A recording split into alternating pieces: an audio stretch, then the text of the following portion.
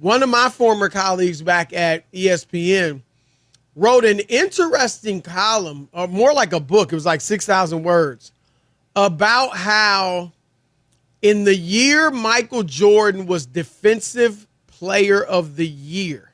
Now, that was 1988.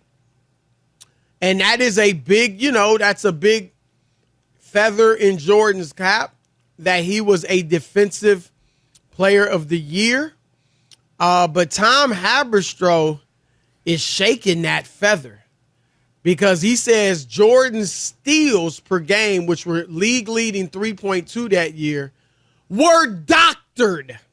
Rob G, explain in more detail. Oh, this is catnip if you are a LeBron James fan, let me tell you. So Tom Haberstroh is one of the best in the business. He has like stuff like this all the time where he goes deeper than even the most deepest investigative report gets nowadays.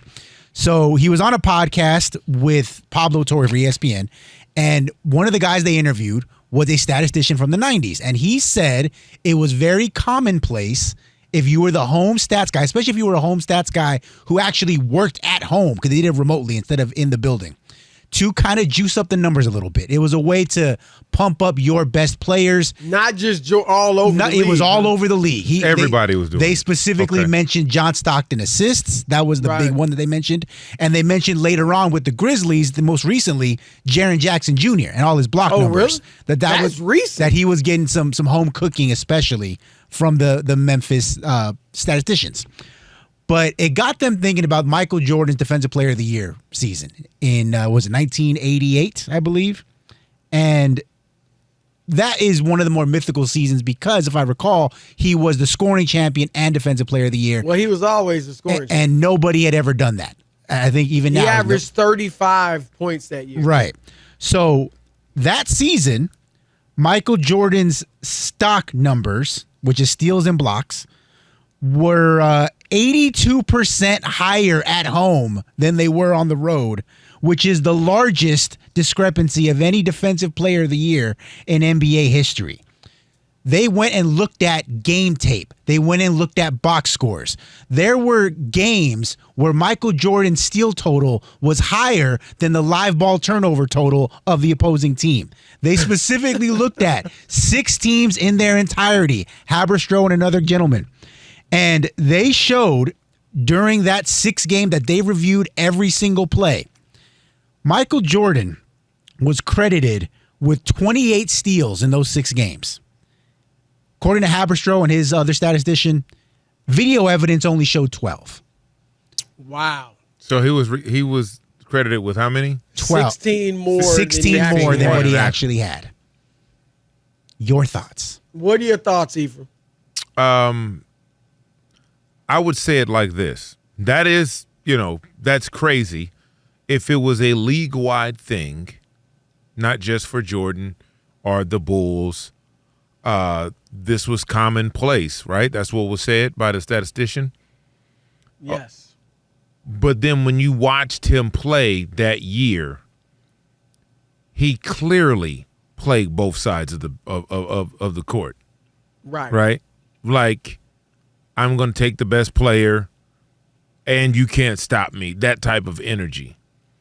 So just watching him play, and I remember, all of these seasons, my brother was a huge Bulls fan and Jordan fan, and I hated it. I was a Laker fan. You got to remember that year they met in the finals, right? Was it 89? It was the next year. They met in the finals in 89. That was right? Jordan's first, right? So yeah. 91. He won 91, 92, 93. So 91. So we were still in the reign of Lakerland in the 80s. So just watching Jordan, the way he attacked defensively and offensively, normally Defensive Player of the Years were going to bigs and stuff like that, but you had this guy come in and take the league by storm, not only on one side of the court, scoring wise, but also defensively. So Does it resonate? Does it make me be like, well, he's not the GOAT anymore? Yeah, no, I'm good on that. Well, see, even if you take the Defensive Player of the Year award away from Michael Jordan, what he was been able to accomplish, I'm sure he was first team all defense that year as He well, was. right? So and he was 9-time first team all. So take the award away. All right, take it away. Just take it off the shelf. You got to scoot all of those trophies out the way, grab that one, and take it away. Right. And still look at it. GOAT. And he's still the GOAT, right? Well, so, that's what I was going to add, because this only really, I mean, it's important if it's true. I don't doubt Haberstroh for those 6 games for sure. But it really only, it's only a talking point really for the GOAT conversation. And I was going to ask you where you were on that, but clearly you are with Jordan. Is LeBron second for you, or is it even somebody else? Look, I for my money, Kobe. I'm Kobe, man. Really? You know why? You know why? Kobe Bryant was 6'6". Okay? He wasn't overly gifted with height, with size, with ability in terms of jumping ability. Well, he could jump. Hops. No, he had hops. But he Michael Jordan has something else. Vince Carter has something else. Right? Like, so when you look at those athletic gifts, you got to take LeBron out because he's more gifted in terms of size, speed and all of that. Right. He just won the DNA jackpot, right? Gloria, Mama Glow, they hit the jackpot. and so when you look at what Kobe was able to do, that's all work. Well, you got Kobe. That's interesting. I want to ask you this because I've got LeBron second ahead of Kobe. Which I can't argue that. Kobe. Right, and I've got him definitely over Kobe, but I will say this, and I want to know if you've talked to guys too. The majority of former players I've spoken to who have played against both take Kobe. Of course. And my view is this, and then I want to hear from you as far as if you've talked to ex-players and gotten the same thing. You played at a very high level, D1 college basketball. I played not as high of a level, but still, you play. Mm-hmm. There are guys, when a dude offensively and defensively is coming for your throat, right? And he's got skills. I mean, right? And he's athletic and he's skilled and he is going at you. That is more troublesome and bothersome to play against than a guy that might be more skilled and might be better, but he's not coming at you like that. You know what I'm saying? Yeah. And I think that is what, like you even said, like nobody's real. It's hard to, like LeBron did more than Kobe. I think he's a better all-around player. But Kobe, I bet it was so uncomfortable playing against Kobe in a way that it wasn't playing or isn't playing against LeBron. I do have a lot of my friends played in the NBA, long time Hall of Famers, and they will tell you it wasn't nothing like Kobe, man.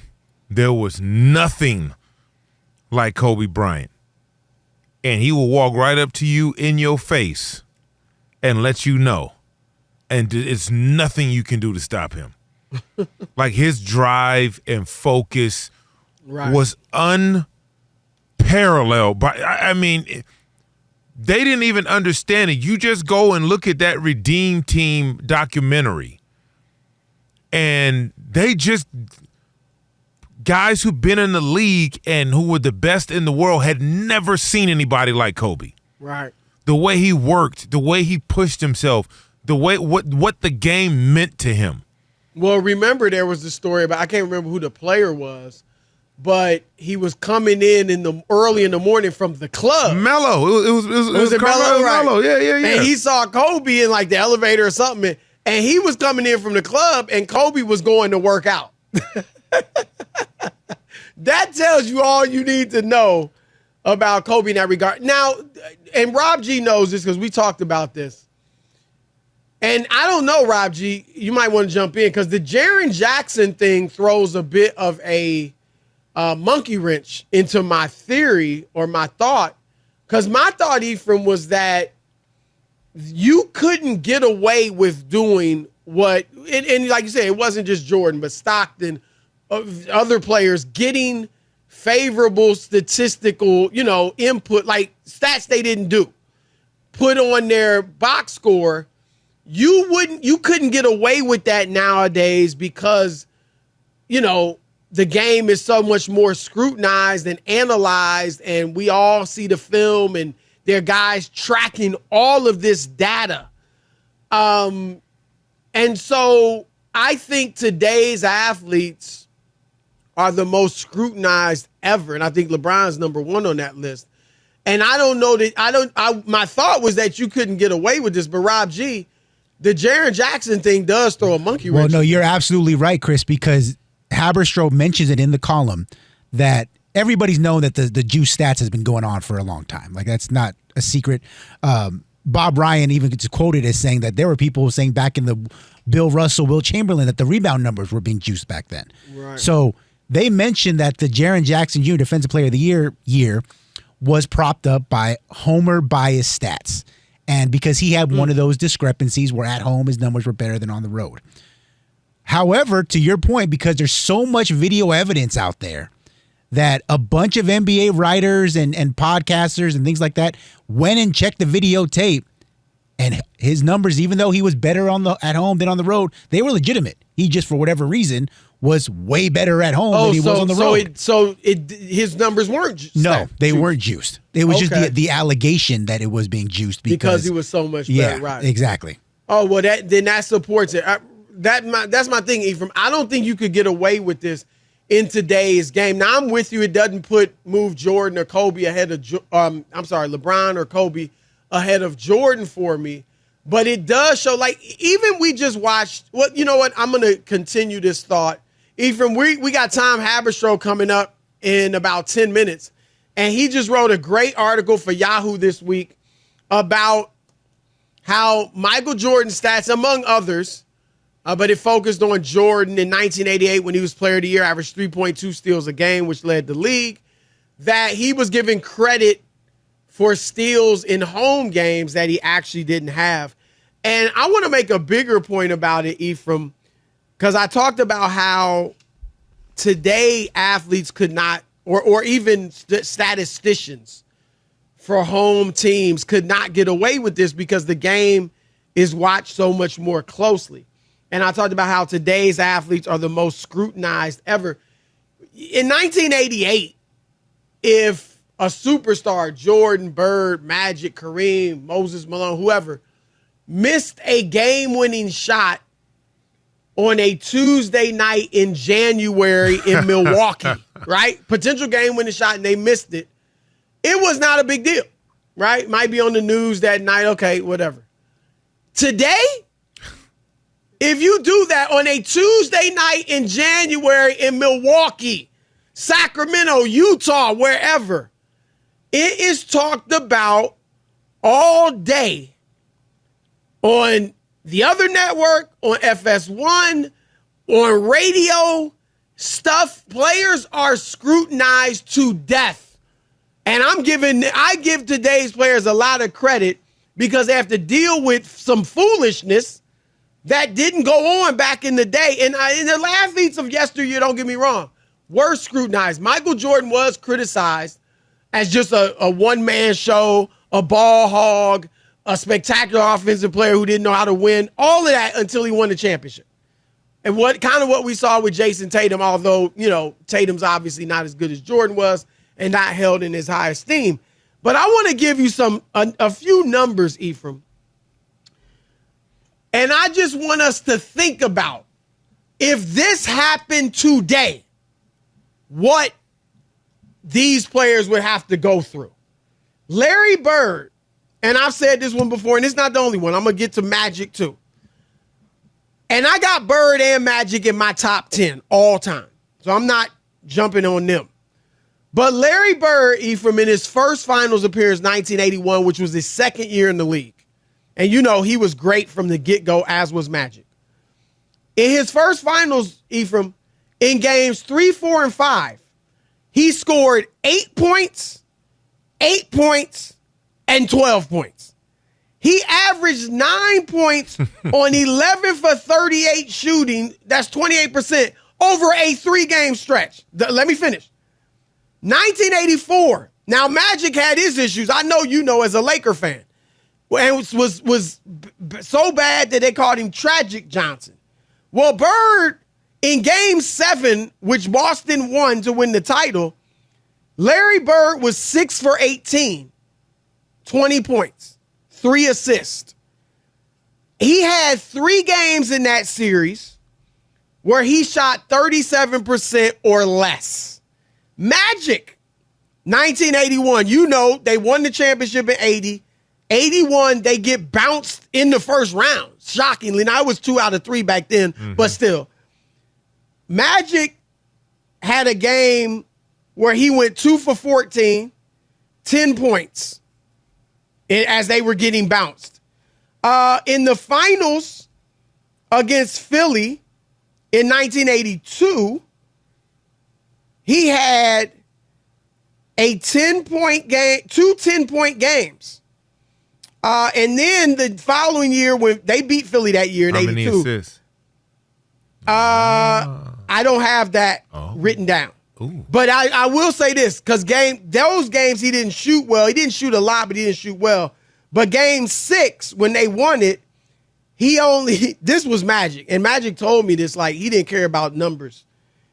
He took 3 shots. 3 shots. And I'm not saying that in the negative. He was 2 for 3 in Game 6, played 44 minutes, 13 points, 13 rebounds, 13 assists.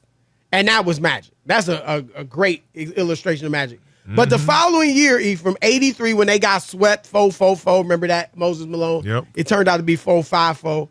But Magic in Game 2, Magic shot 6 for 14 in a game, 3 for 12 in another game. Oh, games 2 through 4. 6 for 14, 3 for 12, 8 for 21. The point I'm trying to make, I don't want to put the legends in a negative light. The point I'm trying to make, though, you saw the heat that Jason Tatum caught. He had 2 30-point games in the finals. He led the Celtics in scoring, rebounding, and assists in these finals, and people were destroying him. And I would say I was defending him as like, look, he's playing a great floor game. He's just missing shots. And part of it, Ephraim, is that I know the legends had bad nights too. The two you can kind of, like, Jordan rarely had bad playoff games. As far, not scoring many points. LeBron, after his first 2 finals trips, right? Dallas and obviously San Antonio before that, rarely had bad finals games. But you look at almost every other legend, and it happened. And that's my point, Ephraim, is that these guys are more scrutinized today than the legends ever were. Yeah, of course. More people are watching. More people have a voice and access to chime in. Well, not necessarily. More people have a voice because obviously, you had 3 channels at times back then. So you had a lot more. You had a ton of people watching. Yeah, but you just didn't have access to the numbers and everything like you do now. Yeah, everything is readily available. And, yeah, if you do miss that shot on a Tuesday in Sacramento, you become a meme. Right? Yes. Like there was no memes back then, right? Like social media, right? Everybody's got a voice. It's a different time, so people can chime in. People can disagree, and people can debate openly, instantly. Well, look, we gonna be able to talk with Tom Haberstroh about this around our next guest writes for Yahoo Sports, and also you can check him out on Substack, TomTheFinder.com. We welcome in Tom Haberstroh. Tom, how are you? Brew, what's going on, buddy? We are great. We got Ephraim Salam in for Rob Parker. And, you and I go way back, colleagues back at ESPN. You do fantastic stuff. And we were just talking about your story on how Michael Jordan's defensive stats, steals and blocks, were doctored, if you will, in home games in 1988. First question, what did Rich Paul and Clutch promise you to write that article?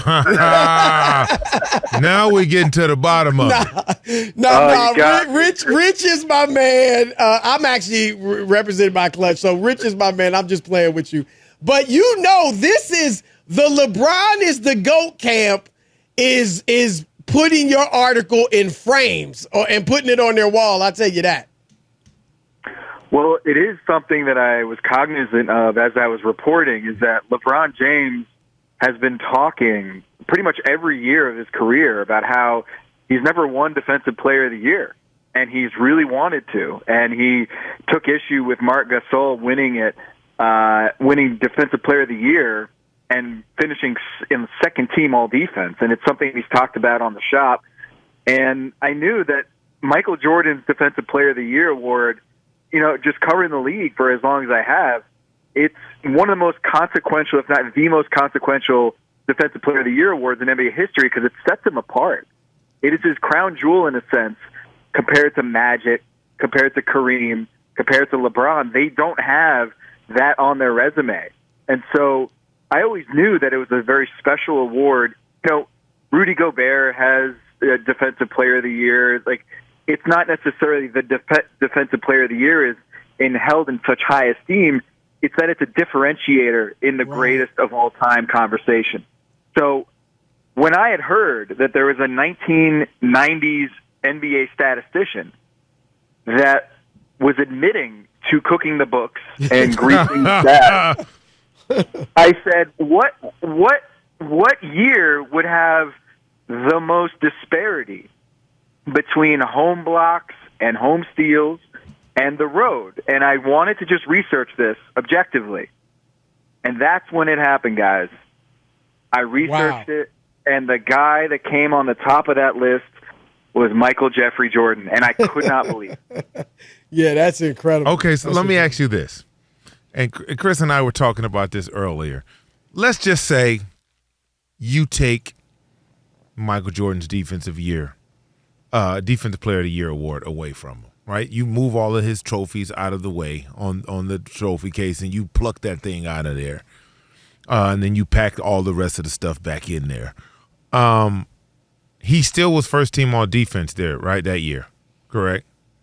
Sure, he was. Yep. In the games you watched, Tom, did you feel like his defense was not nearly as good as advertised? Because we know steals don't just, that's not the measure of great defense. So what did you think of his defense overall? He was an amazing defensive player when he gambled, and it was successful. It was great.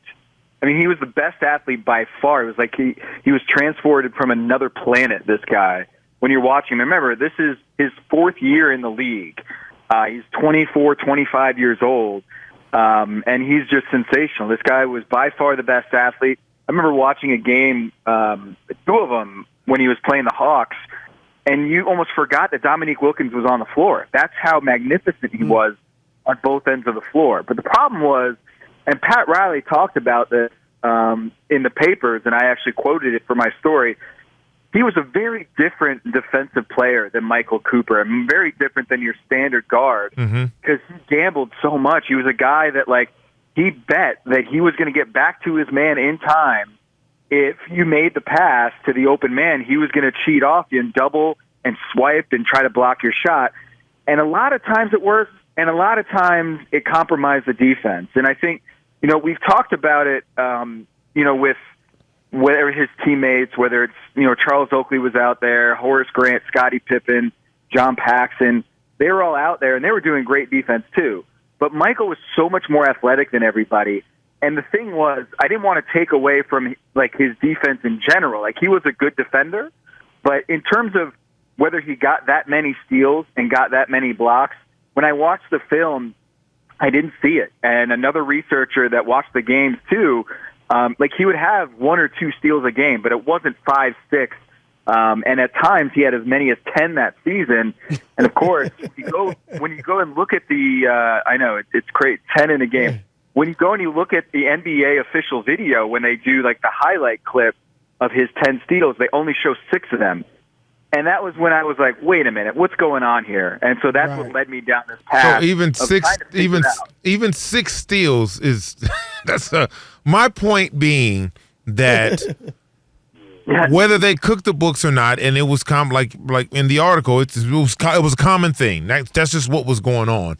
But just watching him play both sides of the ball, like they didn't cook the books when he was scoring 35 a game, but just his presence and playing both sides of the ball, his energy, to me, doesn't negate that award, because to me, playing defense, like we were talking about, is bigger than the steals, is bigger than the blocks. It's about your presence out there and what you can take away from the opposing team when they need it the most. And that's watching Michael do it, and then again, Michael Cooper do it, was tremendous at that. Watching Kobe Bryant adopt that type of tenacity.